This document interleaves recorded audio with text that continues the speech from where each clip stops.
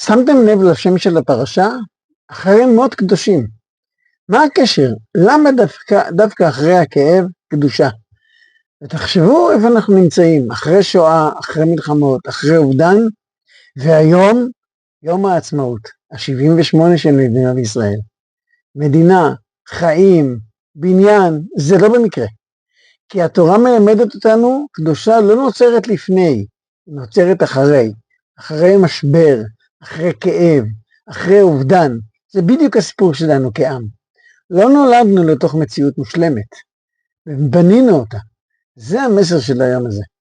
לא להיבהל מאחרי מות, כי משם מגיעים לקדושים.